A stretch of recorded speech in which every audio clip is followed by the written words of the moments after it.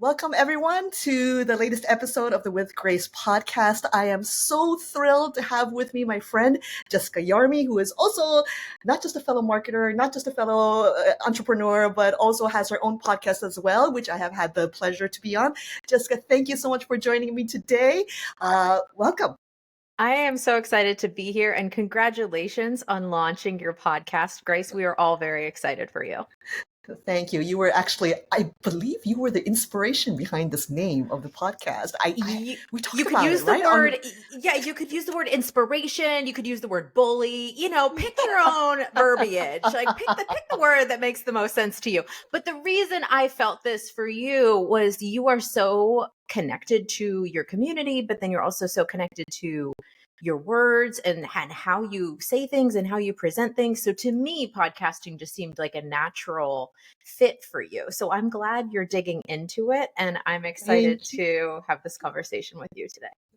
Thank you. We were just talking earlier before we started this episode about how it's been kind of a creative and very experimental summer. And I want to kind of dive into all of that with you today, everything from a lot of the topics that we've talked about actually on social, about things like alignment, sort of the seasons of our life. You also have, besides the marketing background, creative and artistic background as well. And I want to kind of dive into all of them, how that affects the way in which we see things in our life. But before we do that, maybe if you could share with our audience a little bit about you and your background. I am a lifelong marketer turned entrepreneur turned marketer again through a marketing agency that I've started. And it's hard to introduce myself these days because I'm doing a lot of different things, and I'm really just trying to follow what sets my soul on fire and build around what I'm passionate about and build with people who share my value system and just try to go with the flow and follow opportunities that are presenting themselves and walk through open doors. And that's led to an interesting season of pivots for me. And I'm not usually one to pivot. And so it's funny that you want to talk about different eras of our worlds, because I am in a pivot season, and it's probably the first time in my life that I've been in a pivot season, but here we are. Oh, that is very exciting. Okay, we're definitely going to dive into that. All right. But you just mentioned something that I want to kind of explore a bit. You talked about right now kind of exploring your passions. Have your passions changed over time in a very marked way? Can you see that looking back on your life, how maybe there was something you used to be passionate about or interested in, and then your attention kind of shifted to something else? And do you notice any kind of pattern with that? I've been pretty linear in my passion areas. And so, as you know, I work a lot in the health and wellness space, and I've been into fitness my whole life. I was a soccer player my whole life. I played soccer in college. I've run marathons. And so it really has been a passion that has pulled through my career, which I'm so grateful for. And you also know I'm an artist, and I've had art as a hobby for most of my life, and now it pulls through on the marketing side of things. And so I feel like my passions have largely remained the same. It's just maybe how they've shown up in my day-to-day that's been different. And I think every now and then I will sit down with a piece of paper and just write down what are things that are lighting my soul on fire at the moment. And some things do come and go. But those two things of marketing, art, and fitness have really been there pretty consistently for most of my career. So I've never had a big 180 kind of pivot in my career. It's been pretty linear, just with some small turns one direction or the other. And so I'm grateful to be able to work in things that I love, and I'm grateful to have had such clarity around my passions from a pretty early place in my career. I think that's actually quite unique, Jessica, because I know I've spoken with people, many people who actually don't know what their passions are, or they haven't quite identified that yet, or maybe they like many different things, but they're not sure if they can necessarily call it a passion. Is that something? Do you think that there was a certain awareness within you from an early age to be able to kind of hone in with such clarity on this is what lights me up, and however that may be realized, in whatever way that may be realized, this core thing is what lights me up? Because also for me, I've been going through, same as you, I've been going through a pivot season, but when I look back on my life, there's certainly a lot of passions that I think I would hone in on one, and then I would hone in on another. Like I kind of interspersed it in that way throughout my life. And I think where I'm at right now is starting to realize on a deeper level that it's beyond, for example, it's beyond just music, or it's beyond just, I don't know, marketing, but it's actually a deeper thing that intrigues me, that's interesting to me and lights me up. And so I'm kind of sort of going through that. So I guess I'm just wondering, do, how did you gain that clarity? Was it just something that you had? Was it the way that you were taught, your household? So, as an artist growing up, I could sit and paint Yeah. for hours. I remember one moment where I had won this competition a few years in a row, and submissions for this next year needed to be submitted by the end of the week. And I didn't have any piece that was strong enough, I felt, to submit and win. And I remember saying to my mom, like stressed, like, I'm not going to win this year because I don't have anything that's good enough. And and I said, but I want to do this. Like, I have this in my mind and I want to get it to canvas. And she let me stay home from school. And in Wow. one day, I hours, hours, and it's just there.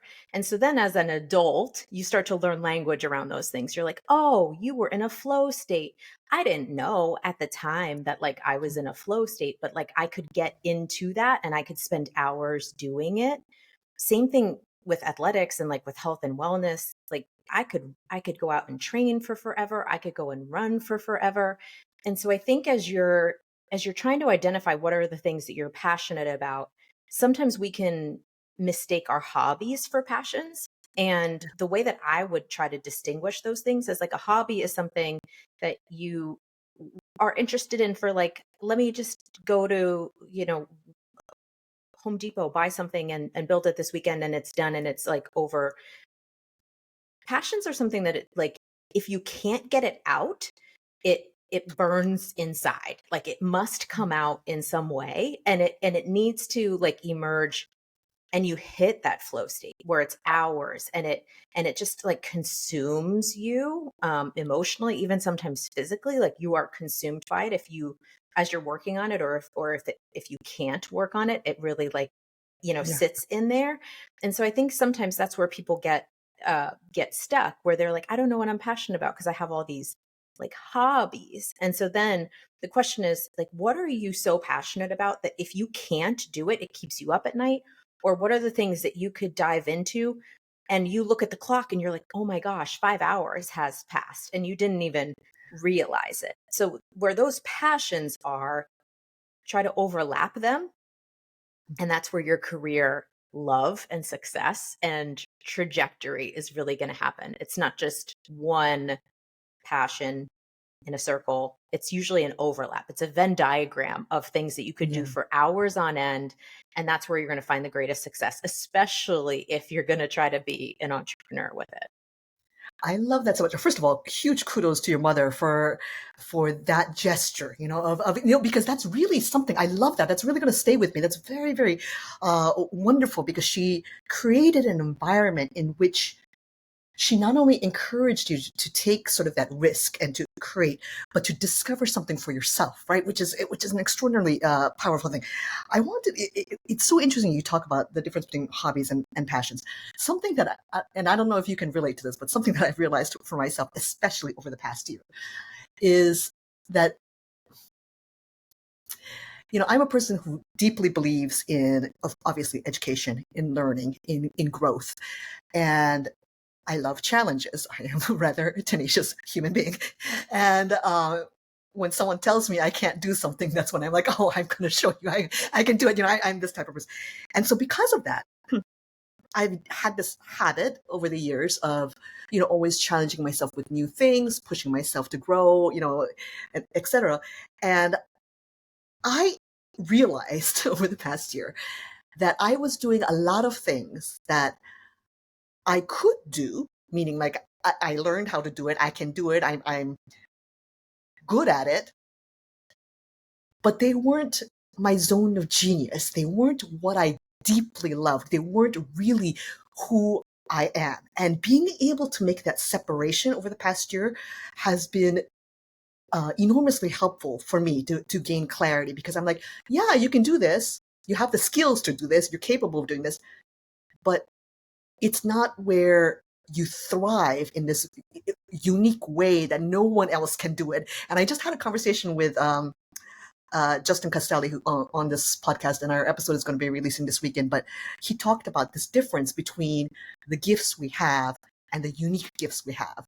And the gifts we have are things where we, you can be a very good marketer, but there are like millions of others also very good marketers, and you can be replaced. But your unique gifts literally make you irreplaceable. It's the thing that only you can do in your particular way. And I don't know if you've ever had that experience where you're trying to sort out that difference, because gaining clarity around that has helped me to figure out, okay, this is what lights my soul on fire. This is actually where I thrive and can glow all day long. Any thoughts on that? Yeah. Your audience is largely entrepreneurs. So let's like hone this in to like, if you are an entrepreneur, especially early stage, your instinct is to do it all, because let's bootstrap it. Resources are scarce. We have to make it happen. No one can do this as good as I can do it. You hold on to everything, and then it's impossible to let your superpower shine. Call it what you will, like your unique gift, your superpower.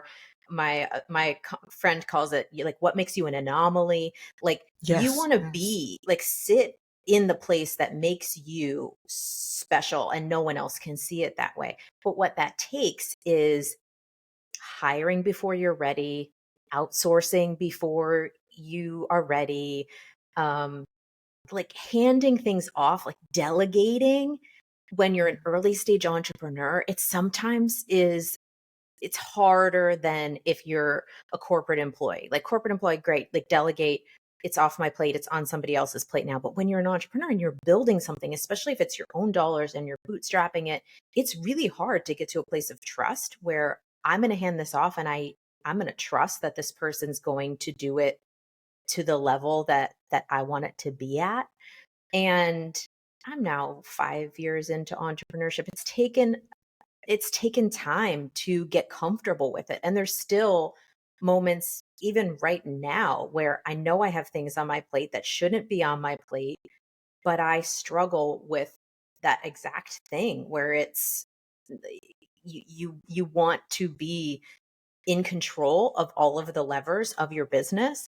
But if you are in control of all of the levers of your business, you can't lean into your unique gift. You can't lean into your superpower. You can't lean into what makes you an anomaly. And that's the part of the business that's really going to help it all grow. So by holding on to everything, you're holding yourself back from growth. That's very true. Okay, now I want to, because we're diving into the whole pivot thing now as we're talking about all of this. So I'm curious. I want to hear from your end first. This pivot season, was there something that, I don't know, was the catalyst for it? And how is it happening? And how is it realizing in your life right now? I learn things often on a look back. Unfortunately, like I don't learn them in the moment. I learn them as lessons in hindsight. Hindsight being 2020. Okay, but like speaking specifically again to entrepreneurs, I think as entrepreneurs, we are told time and time again through content online, there's one more day. Like you're so close to the result you wanted. Don't give up. Don't quit. Like, it's there. Keep on going. And this time last year, I was starting a fitness concept. I still have like all of the elements of a fitness concept ready to go. And I am having conversations with different investor partners, like who wants to do this? Like, I have an equipment partner, I have everything's ready, like name, team, modality, location, even. I had everything except like all of the funding that I knew would be needed in order to set it up as a franchise. I didn't just want to build one location. I wanted to build a franchise. I'm running uphill, uphill, uphill, uphill. And the huge stone that I'm pushing uphill keeps on falling back on my face and crushing me. And it just got to a point where I just started to feel my confidence waning. And whenever I feel those moments, I'm like, okay, time to shift focus and do something else. And so my background's marketing. I started to reach out to people and just see if they needed marketing help. And so I don't give up, but I pivot. And I like look over here, and like all the marketing work started to flow like a waterfall. And it just got me thinking of like, to be an entrepreneur, you need resilience, but resilience is not like pushing forward when the flow is working against you. Like, sometimes resilience requires looking slightly to the left, looking slightly to the right. It doesn't mean you're giving up. You're looking at it differently, or you're taking a slightly different approach or a different perspective or a different direction. And then all of a sudden it flows. And that's the lesson in hindsight. I'm like, I spent months pushing uphill, uphill, uphill, and it wasn't unlocking. And I'm stubborn and I'm pushing. And I could have just pivoted and had this all unlocked months earlier. So I think the narrative around entrepreneurship of like never give up is true, but it's never give up, but stay open to what is out there that might not be like directly in what you thought your business plan would be. I love that framing. Resilience as flexibility, if anything, resilience as flow rather than a rigid single-mindedness. I think that's where kind of the trap exists, where you get kind of locked into something else. So I love that um, concept. I wanted to kind of, there was something you tapped into there about, and you had shared this online previously that I loved, about the difference between resilience and stubbornness. And you had mentioned this wonderful idea of you reached out to Yeah. friends to ask them for that perspective. Can you share that a bit with our audience? Yeah. The way that I said it online is like, am I being resilient or am I being stubborn? And I I was like, I can't, resonate. I feel you so hard on this. I can't tell, Grace. I can't tell. Because you are the same type of person. We have grown up with the learnings around, if you work hard enough, you can Yeah. do anything. Yes. And the story that I shared online was I when I exited my last company, it was a bad exit, and I didn't want to let it go. I don't even want to say I was hesitant to let it go. I was holding on. And I emailed one of my trusted business advisors. I wouldn't even call him an advisor. He's like an industry advisor, and he just happens to be nice to me and like let me tap into his brain every now and then.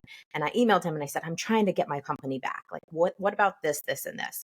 And I hit send on the email. 2 minutes later, he's calling my phone and he's like, Jessica, just let it go. Like, do the next thing. Take the W. In my mind, it didn't go the way I wanted it to. So I was like, I need to work harder on this. Yes. I Yes. need Yes. to keep going. I need to make this happen. And I'm in it and I'm holding on. And it really took somebody that I respected saying it, and not even saying it nicely. He said it like that directly, like, let it go. You're being stubborn.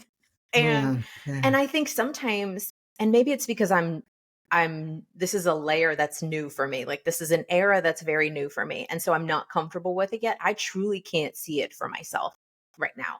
And And I know I tiptoe this line of like resilience versus stubborn. I think it just takes outside perspective sometimes, not of people who haven't built things, not from, your cousin who just wants to weigh in on how many hours you're working. Like, I don't care about those opinions. What I care about is somebody that I really respect. He's exited multiple businesses, he's worked on multiple transactions, and he has this experience, and he's saying, don't be dumb. And and so I think that's got to be my check and balance now going forward, is just periodically seeking out that outside perspective to say, like, am I thinking about this in the right way, or have I totally lost my mind? No, I feel you so hard on so many levels. I feel you on this because I am also rather stubborn. And so I know that about myself. And But I know it's how what makes you good. It's what makes you exactly, successful. exactly. So then it's this balance, though, like to your point of being able to identify, because also we need to release, right? That letting go that is so critical in order for, of course, something new to come in or to be able to be freed up to be able to move forward. But I love what you said about like seeking a certain kind of advice outside from outside of ourselves, because I also recently went through this process with my own business in which I was thinking of pulling away from fractional CMO work. It wasn't aligned anymore with what it really was that I wanted to do. And this pull, this inner urge within me had been growing and growing for at least 6 to 7 months. And I knew something needed to change. But I was afraid. I was afraid to let go. I was afraid of, well, what does that mean? So what am I going to do? Like, it's all these questions that pop up. And I spoke with two industry leaders who are also CMOs, whom I deeply respect. And I knew if anyone was going to tell me the truth, it was going to be these two. And when they told me, Grace, you don't need my advice. You know what is right for you. And for them to not shame me, right? To not shame me about wanting to leave, CMO work, but instead seeing me, I felt so seen, for who I am, seeing me and saying, hey, you got this, like you don't even have to worry about any of this. Don't even think about it. It's so powerful. Both. So I want to encourage people, whether you're on the end that is seeking advice, but also if you're in a position to be able to give advice to someone, to understand how powerful those moments are when you're truly able to see someone for who they are and provide that kind of support in that way with such truth. It changes people's lives. It really like moved me so deeply when they said that to me. And I'm sure also for you, it was like a light bulb moment where it clicks and you're like, oh, that's it Yeah. right there. It's Yeah. the who, though. It's who you go to for what conversations. And what's the saying, that you should never go to advice from someone who hasn't been where you want to go? And that's so very true, especially as you move up in your career and your network maybe grows, but you almost outgrow some of your network. Yes. Yes. Don't necessarily stay chained to the opinions of people that you've passed by. Yes. Don't let the limitations of others hold you back. 'Cause that Yeah, has been you such need an to play the important lesson. yeah, Yeah. play the game at the level you're meant to play at. And Yes. if you're a driver kind of person, not everyone is going to understand that level, and Yes. in fact, they might try to pull you back down to Yes. their level, Yes. because it does seem crazy sometimes from the outside looking in. When you're trying to build something or launch something, you're just working, it's your only focus. And from an outside looking in, what are you doing? Why are you putting so much time into this? Life in balance. Well, no one gets it unless you're somebody who's built, and then you get it. Yeah, I agree. I wanted to ask, that it brings something to mind for me about, I don't even know how to approach this topic, to be honest, because it's something that I've been grappling with this year. But I'd love to hear your take on it, because the reason why it's difficult to talk about is because there's a lot of nuance there. So I want to make sure I get the nuances right. I've been thinking a lot about reciprocity recently. And what I mean by that is not this tit for tat kind of way that I think people often think of reciprocity. What I mean by that is, for example, I come with a sort of educator background, and I used to always believe very passionately that if, for example, I'm teaching a class, I will do everything humanly possible, even if it comes at like the expense of my death, to like the weakest or the last student in the class. I will do everything possible, even if they're kicking and screaming and all of this, to get them to where I believe and I know where they can go. And I would expend so much energy, so much time on them to help them with that.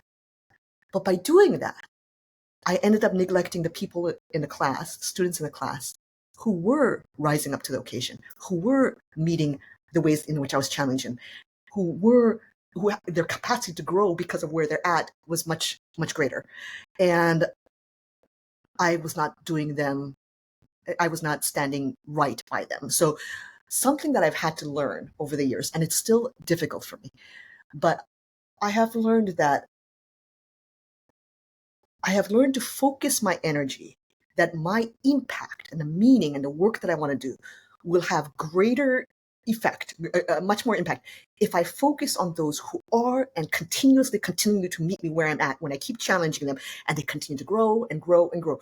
If I divide my time and let my time and energy get taken by people where I have to give 200, 300% in order to just pull them up and they're not responding, then I have to let them go, right? Otherwise I'm not doing the right by the other. So that, I wonder if you have any experience with that, because that's something that I have had to deeply learn, not just over the past several years, but particularly this year also. I've that's come up quite a few times for me. Yeah. I'm big on giving back and paying it forward, as I know you are. And I have two things to maybe layer on. First of all, if you are a giver and you focus on how much you've given and not on how much you've received from others, you'll always live in a place of frustration because it's never going to seem equal, right? That doesn't mean you stop giving. What it means is you focus and have gratitude for what's given to you. And I've had seasons that have been giving seasons where I felt like no one's giving back to me.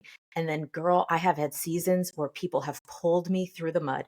Like, yes, I have been a dead weight, career ready, like career death kind of down season. And people have pulled me through it, like answered emails, answered phone calls. And so I think it's never going to feel 100% like, oh my gosh, I gave this much, so I should get this much. Right.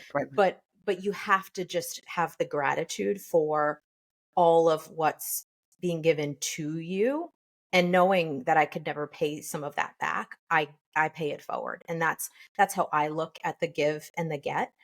Secondly, I think it's always up to us to put our own boundaries around how we show up for others. And it's part of the reason I started my podcast was I never want to say no to someone who reaches out to me to have a conversation. And you know how this goes. Hey, Grace, can I pick your brain for 5 minutes? 5 minutes ends up being a 30-minute calendar hold. Not to mention possibly an hour-long calendar hold, at which point I push back. I'm like, you can't just send an hour-long calendar hold for my calendar. I'm sorry. Like, no, put a 15-minute calendar, or I'll set up a calendar hold because I'm like, I'm going to set it for 15 minutes and then that's it. But especially for people I know and I've worked with, I never want to say no. And so what would happen on my calendar is I would stack those conversations on Fridays.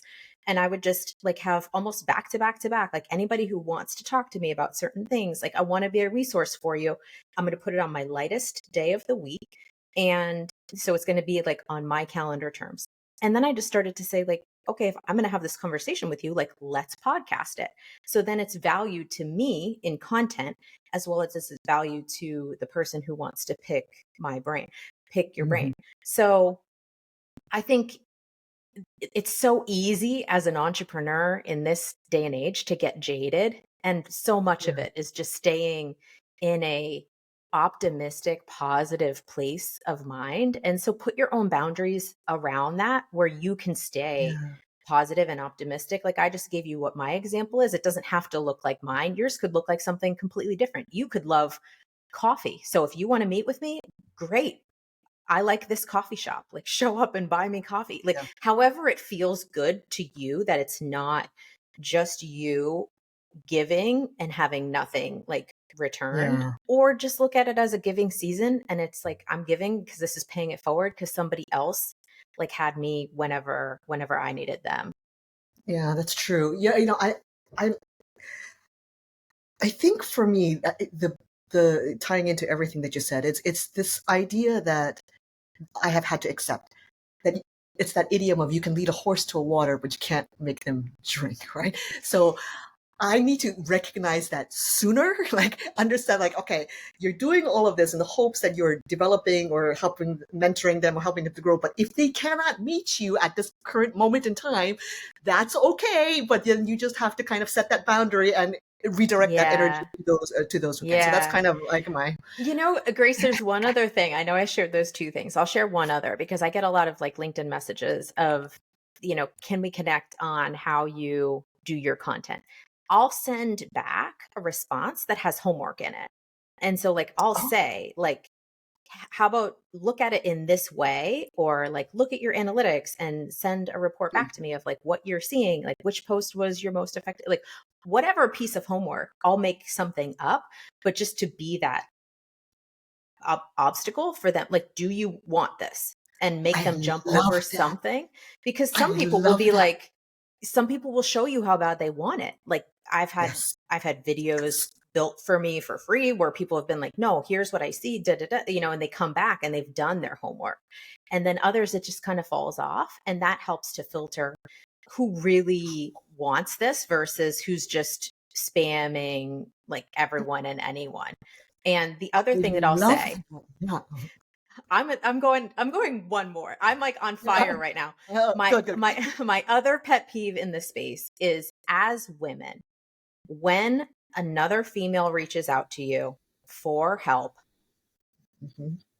do not gatekeep with a buy my course, show up to this symposium, be a part of my female entrepreneur. No, like we are a problem for ourselves. Like when a female reaches out to you and says, like, I'm trying to do blah, blah, blah, like we are obligated as women leaders to pull the next generation up and through. So put whatever boundaries around it where it doesn't impact your calendar negatively, where you feel good about giving as much as you feel like it's a take on your time, whatever. But you can't be a female leader in this day and age and throw up a gate when someone asks for help. And I will never do that. And then simultaneously, if you're a female who's early in your career and you're listening to this, ask for help.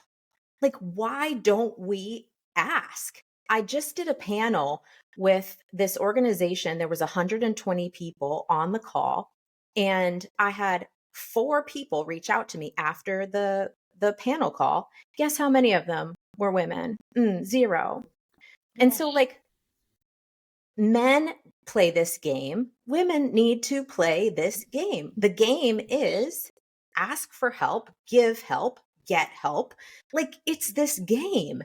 And I don't know why we're bad at playing it, but I'm glad you're opening up this conversation, because I do think it's a game that needs guardrails, but it also needs like acknowledgement that it's an important part of like accelerating someone's progress, where you as a communication badass, you as a content creator can say, here's like 1, 2, 3 tricks that like I've used, and you can so quickly like accelerate another female through something that is an obstacle. So that was like a rant, but it's top of mind for me right now because I'm like in that same kind of moment. So that was probably like 4 answers to your question that really only needed one answer.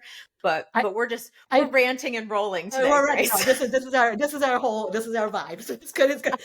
But I love Jessica. Okay, first of all, I love this homework idea because it's exactly that. Like one of the okay, and this is also tied to being a woman, I will say,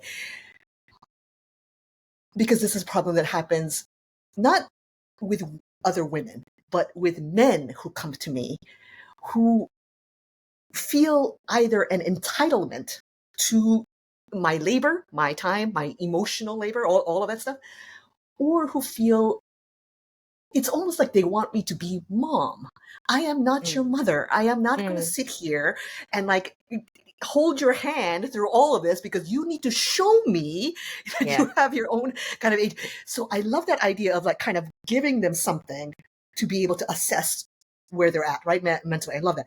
And okay, let's go to that women leaders thing because I got stuff to say about it too. So we talked about we we talked about also we talked about this on your podcast when I was on, I think, as well, about how it's so how we hold our own selves back collectively, women, right? Like in these ways, it's so uh, it makes me so sad, right? Because I think part of it is, and I've had experiences like this, and I don't know if you have personally have had these experiences. I have had experiences when I was younger with older women who, I think because they came from such a scarcity mindset, were so adamant on keeping their own position and their own place and their own sort of hierarchy in position that they deliberately would refuse to either provide support or advice or any of those things. And I think, going back to your point about not asking questions, we one of the things that I see is this kind of masculine strength or masculine type of what we perceive as strength that women have had to adopt, which essentially means this kind of invulnerability, right? This kind of completely cut off, and so because of that, in order to prove our authority and that we belong at the table and all of that stuff, I think women suffer even more from, I don't want to ask a question and look like I don't know what I'm doing or what I'm saying, or that I don't. And I am so big on community, as you know, that this is women's strength, our ability to be able to lean on one another, our ability, and I wish we would all collectively kind of dive into that natural, innate talent that all of us have as women to be able to lean into one another and to support one another and all of it. I don't know. Any thoughts around that? Yeah. No.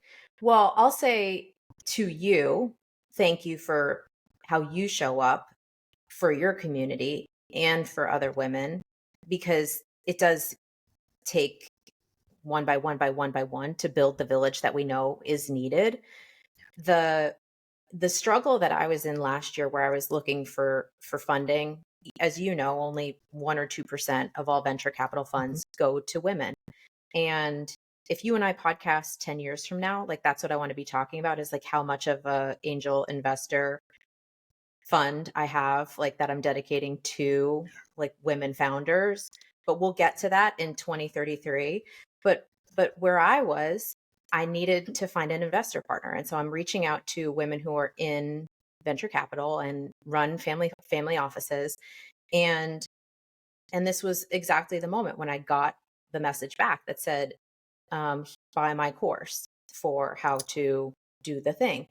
And I understand that that's how she set up her boundary of, she probably gets messages often about like, here, how do I raise money as a female founder?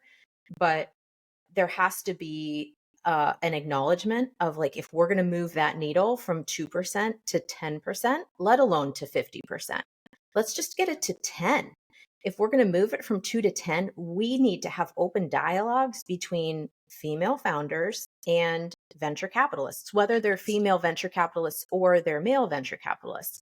And so in my experience, when I've reached out to male venture capitalists, they've given me really good information and direction.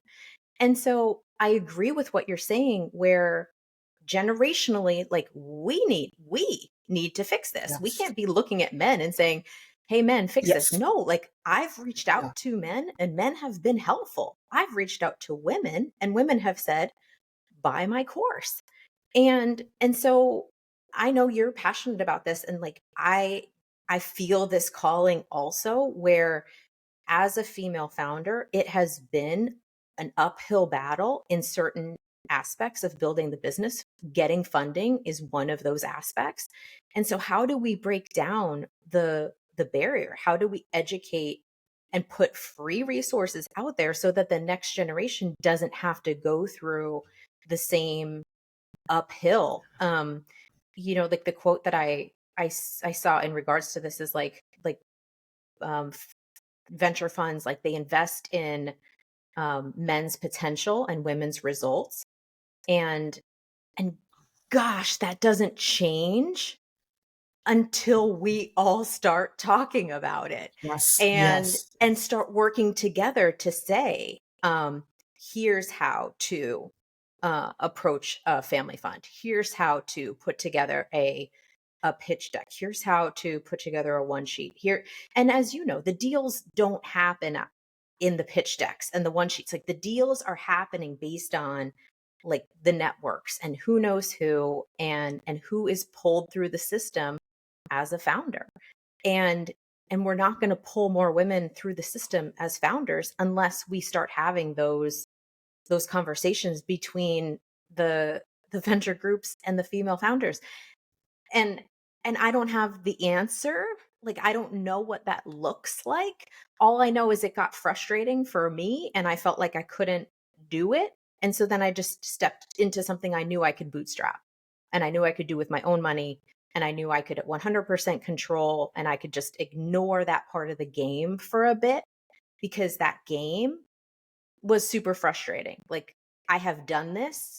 I have exited. I can show you a, a multiple on the exit to a well-known brand, and I still can't find like funding for a next initiative. And and so I think there's a lot to this, and I'm giving you no answers. I'm just giving you more no, I love information this. about like what I know, I I've love this. experienced. I love this. This is the conversation, and your experience. Can you imagine how many other also countless young women who have walked away or given up, or because of something like that? So I wonder, why do you think that is? Why do you think? From my own perspective, like I said, I think there's this kind of women are kind of. It's a very outdated sort of thinking. I think about to view one another as competition somehow Hmm. in a lot of different ways. Um, and I think there's still that lingering somehow deep within the culture. Why do you think it's like that? What, in your experience and the experiences you've had, what do you think is it fear? Is it because I think being able to address that is important in part of the conversation as well. I think when the table has one seat available for a woman, and the table has one seat available for an African American, and the table has one seat available for, yeah, I mean, you've seen the headlines recently on the DEI departments Yeah, being shut down. So yeah, the tables, there's limited seats. And so then it is that competitive nature of like, I need to fight for my seat. And then when I get that seat, I'm you're not going clawing, to give it up. Yeah, I'm yeah, clawing to keep it. yeah, And and I think in the conversations that you and I have had, it's there is not just one table, there's multiple tables. And if you can't get a seat at this table, there's another table of people who want to play the game that you want to play. And and and so there is still a competitive element, but it's not competitive against each other. It's competing for like find the best people to build with, find the people who are most like you in terms of values. And and if you're super ambitious, start your own table. And I think that's what you've done with your community is just like, I will be that center point of organization. I'll be the center point of coordinating all the people, providing spaces for you all to show up and connect to each other. And I think that's the way that we need to look at it for the next generation, because I don't know what caused it, other than that competitive element, but I do know that we need to fix it. Like we need to be the ones to put the hand out to grab the next generation, bring them through, pull them kicking and screaming through. Yeah. And I Yeah. feel like I feel personally called to sit in this space because I was raised by men in my career. I only reported to a woman for 1 year of my 25-year career at this point. And so I speak and operate and play in a male dominated industry, in a male dominated business model. And so I have the ability to kind of translate between, but I Mhm. feel now like an obligation for the women who are on my team to show them like, here's how to show up as you, here's how to play that game, but also play the game you're meant to play. um there's more work to be done, clearly. I think people say that it's equal, but it's not. Whenever there's a 2% funding number going to women, like that's Yes. the most obvious number you can point to, where it's definitely not equal at this point. Yeah, I agree. I like, what you just said about, to play your own game, to create your own game. It's about, I think, rather than being so competitive and trying to hold on to that one seat or clawing at it, as you said, it's about realizing our own individual empowered agency to be able to create something of our own and build something that way. So tying into that, do you think, I'm just trying to think of your journey as an entrepreneur, and what it is that, because I think there's something indefinable that drives one to take that path, right? Or to choose, like, I want to build something of my own. Was, I know for me, I think a great deal of my sort of individuality and independence comes from my artistic background, because being an Mm, artist means being individual, right? And hmm. being kind of individualistic. And so I wonder if that's something that you always had your whole life. Do you kind of see where that thread might have tied into you pursuing entrepreneurship and building something on your own? The thread that I would tie would just be being like a complete control freak, and the style of art that I would relate to or best describe my work as is like realism, or even trying to like lean into like surrealism, like really Okay. bringing like the Okay. exact thing to life. And so very like controlled execution of art. And so then when you get to a certain place in your career and you see, if you're sitting at a table and you see like, I could do this but do it better, that that control freak element kind of kicks in. And then you start to dream up, like, if I had a blank canvas and could build a table from scratch, like, what does it look like? Who are the people sitting around it? What is our mission? What are our values? And I've really, over the last year, kind of committed my brain around the fact that like, it's the who is around the table as opposed to the what are we building. Because I started this time last year, I was working on a fitness concept. And then I had this pivot that we just talked about, where I like then started a marketing agency. I took the same people, like same people, same team. We're just building something completely different now. And I think that's critically important. And I don't know if that's like an artistic thing as much as it's just like if I can choose, I can make it exactly the way I want it to be. So I'm going to pick and choose like the people that So, I want, yeah, and I'm going to put the right, the right people around it, and just have that element of control of like, who are the people I'm going to be talking to day in and day out as I'm building this thing. I've chosen them. Like, they are mine. Like, I have created this. yeah, yeah, exactly. But I do think that in that sense is creative. That choice, it's like choosing, I'm going to choose this exact color and this exact stroke on this exact part of the canvas because Hmm. of the vision that you have in mind, right? Or what it is that you want to build. And I think it is very similar. So then okay, from a pianist standpoint, I deeply relate to that control, because obviously it was such a high performance, high level sort of arena, Hmm. and the sort of to not miss a note, the perfection behind that, right? And all of that to be able to realize that on stage. I wonder for you, my journey since leaving music has been such a profound one of letting go of perfectionist, or I call myself a recovering perfectionist. I have had to Mm. move through so many things to be able to kind of not only give myself grace and space and, acceptance and all of that, but in order for me to grow, I couldn't stay in such a narrow sort of framework of thinking. Have you kind of dealt with that over the years? This issue between the control, the letting go? Are you still like kind of, is that something that matters to you? I'm Yeah. still more of on a control freak side, definitely becoming, you know, a an early stage founder has helped me get rid of that a little bit, like let go of that a little bit. Um, One thing I'll like just pivot and like add on is like as an artist, you usually will start with like an underpainting, or you'll start with a drawing of like, here's what this is going to be, or you'll start with like a single color, like a monochromatic underpainting. And then you start to layer on like, here's what it comes to life as. And and I definitely still care about the perfection at the as an end product. But what I am now connecting to more, and it goes back to kind of a pivot, is like maybe your underpainting really starts to like move, and the end result is different than what you originally set out to create.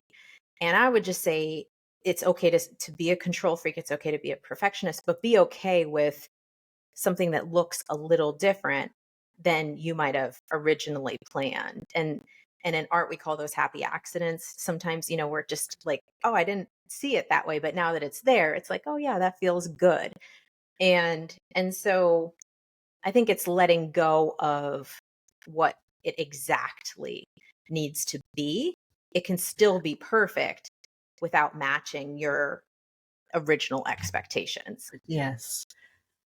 I love that you framed it like, well, process over result, which I have had to lean very much on over these years. One thing that really transformed it for me was actually when I became an author, because I realized with my first novel, okay, this is a very big lesson I had to learn, because I came from a musical background in which a live performance is very ephemeral, right? It's in the moment. So you're performing, but it's not like people can take that live performance with them tangibly when they leave, right? It's just a memory. It becomes a memory.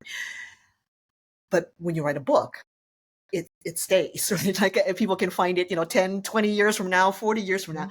And so, at the time with my first novel, of course, still perfectionist, still coming from that classical music background, I poured over every single word.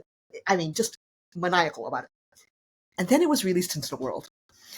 And once it got released into the world, I realized that the story no longer belonged to me. This was such a profound shift for me as an artist that, yes, it belonged to me. The whole point of it was the process of writing it. That's where the value, the meaning, all of it existed. But once it's out into the world, it belongs to whoever reads it. And they will read it or understand it or interpret it in whatever way they need to or the way they see it. And I have zero control over that. They could completely take the theme that I meant to get across. They could completely interpret it in a completely different way based on their paradigm, based on.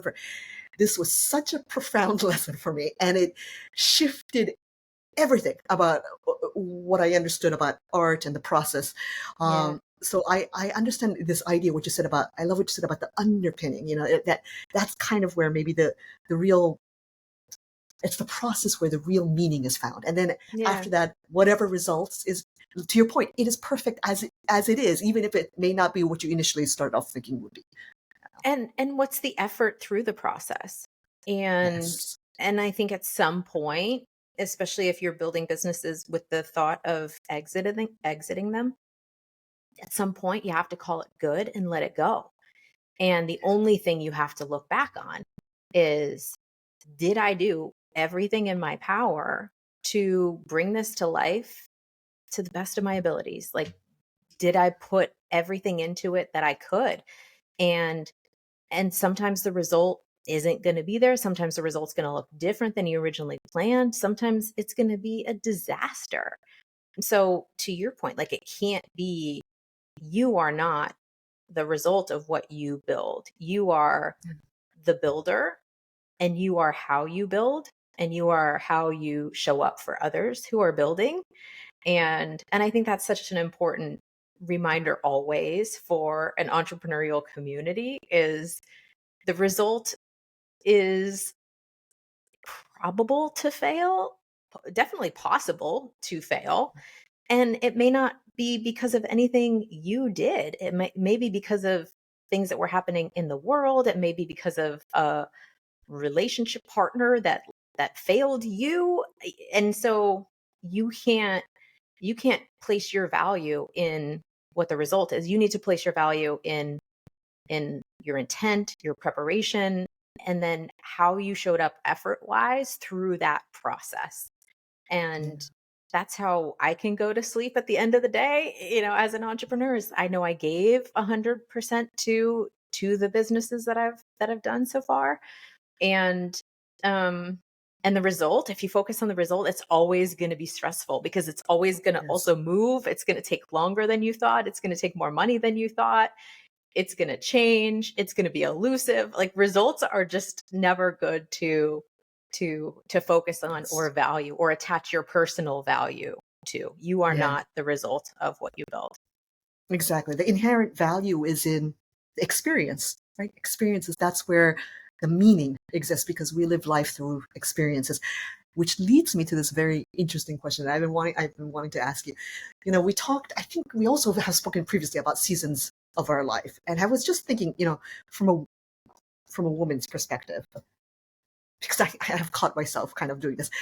Um, I have tended to fall into this default of kind of thinking of seasons of my life in terms of either the work I was doing or perhaps, I've heard other women thinking of it in terms of like their role within a family, like when they became Mm. a wife or when they became a mother. But I wonder if there's a reason, there's a narrative there that we fall into rather than considering seasons of our life in terms of our own internal journey and our own personal growth without attaching it to these external cultural narratives. So I don't know, when you look back on your seasons of life or like the various seasons, how do you view your journey? I have a 13-year-old son, and I've talked to him about this recently because I would say I'm in a struggle season right now. Like, I'm in a season where it's not all coming together exactly the way I want it to. And then I'm also like a high growth kind of mindset person, and I'm trying to raise him to be a high growth mindset person. And I've just had a conversation with him recently that's like, I just want you to know that I'm not where I want to be, but I'm going to show you that I'm working on it, and it's going to get better. And I appreciate you for understanding that I'm not showing up perfectly for you right now, but everything's a mess, right? Like, trying to just tell him that, like, I'm not over here saying everything's a mess, but you've got to just tolerate it. It's kind of Mhm. like, I know everything's a mess and I'm really working to try to even it out for you, and get you to a place where you're, I don't want to say better parented, but like, I think sometimes acknowledging where, like, we're in it, and maybe as parents specifically, we try to shield our kids from bad times, and maybe as leaders we try to shield our teams from bad times. But I think there is power in being vulnerable and being open and sharing the fact that, hey, it's not going great right now, but here's the things that I'm doing to try to make it better. And it's okay if you feel that strain of things not being great, because I feel it too. And like, we're in it, we're in this together. Together. So I don't know. Again, hindsight's 2020. So maybe I'll have like a learning lesson on that one next year. But I also deeply believe in like the importance of sort of transparency and vulnerability because I mean it's this acceptance of our humanity, right? I mean it's this fundamental sort of core thing, and I love that you're having those conversations with your son because I think that's where something deep, a profundity is found, right? In those kind of moments, in those kind of conversations. Seasons of, I think a season of growth too. I would say that too right now. I think I am rediscovering or reconnecting to myself in a new way. And in the process of that, I've had to challenge a lot of narratives that I didn't realize were so deeply rooted within me, particularly external narratives about how our paths are supposed to progress, right? In a very certain kind of linear way. And and I'm challenging that all of that right now, and that involves really reflecting what it is that matters to me. I think first and foremost, what matters to me, what lights me up, what I want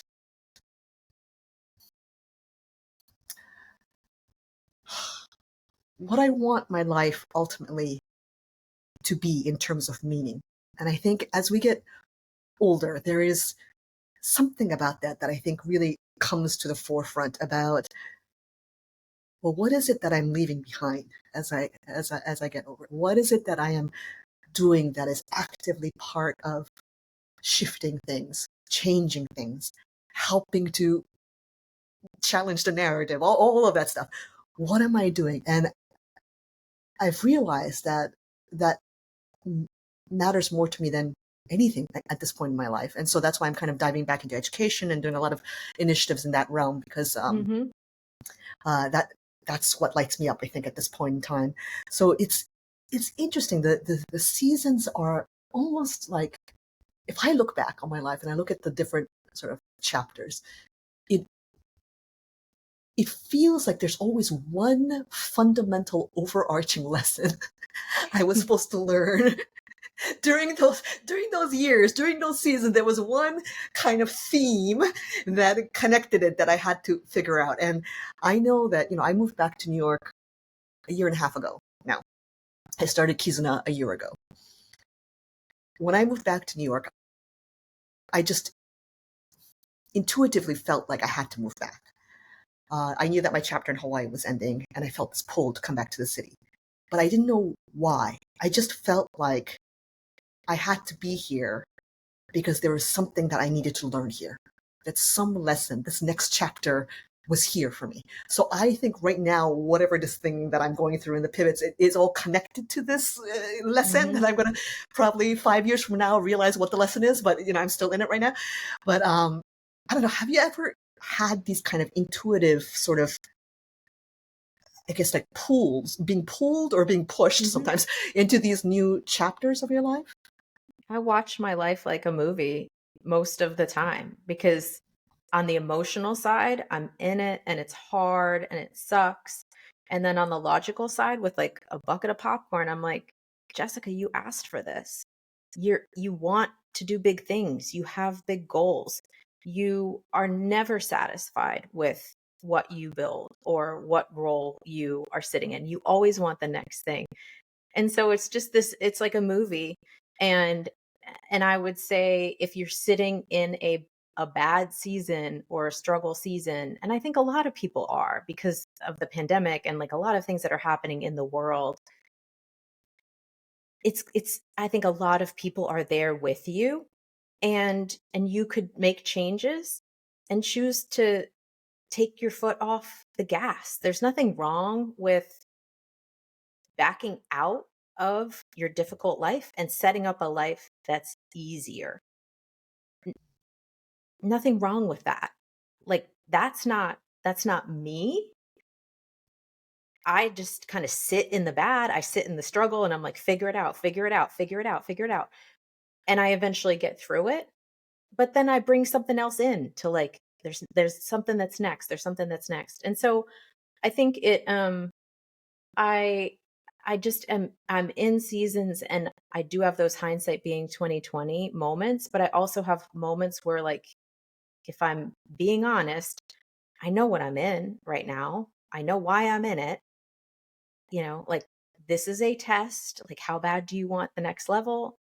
Get through this test and you'll be at the next level. So it's very easy to logically say that.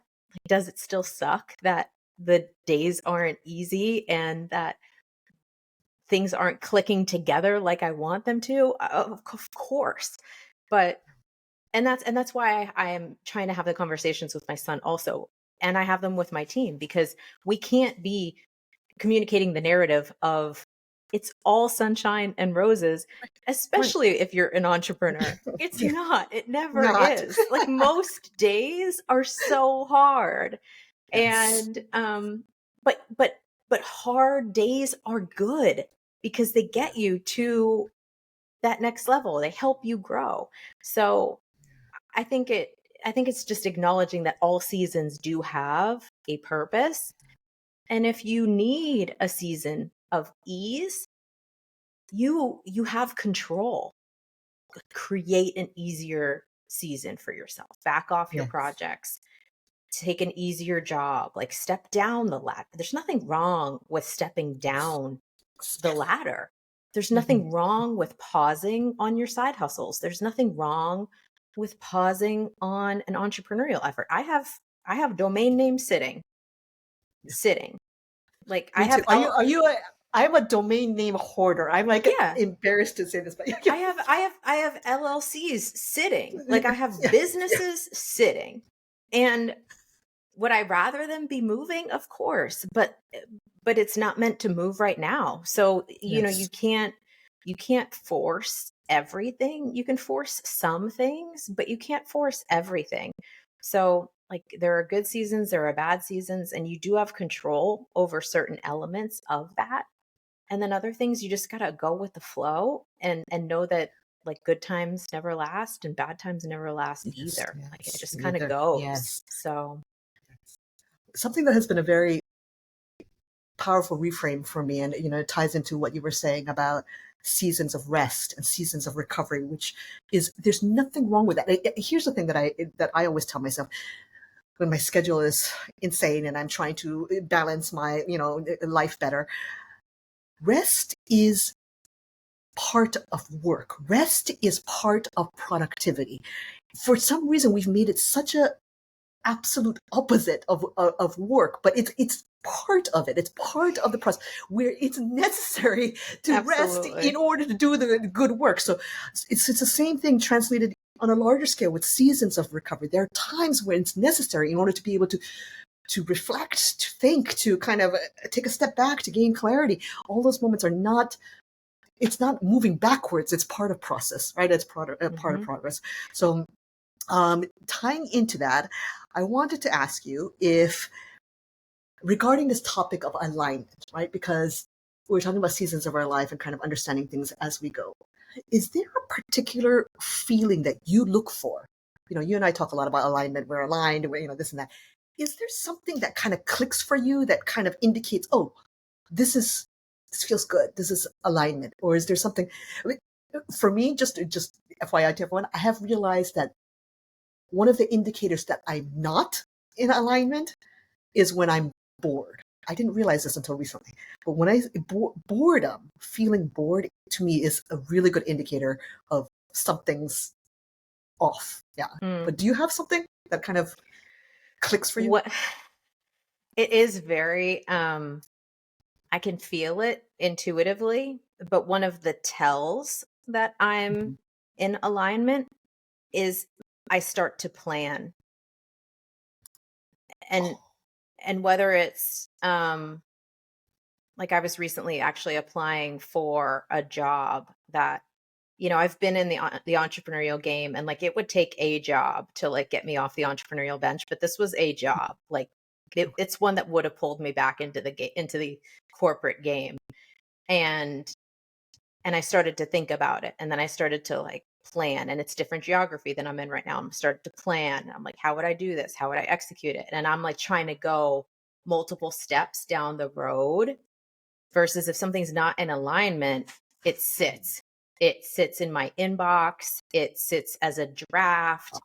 It doesn't move.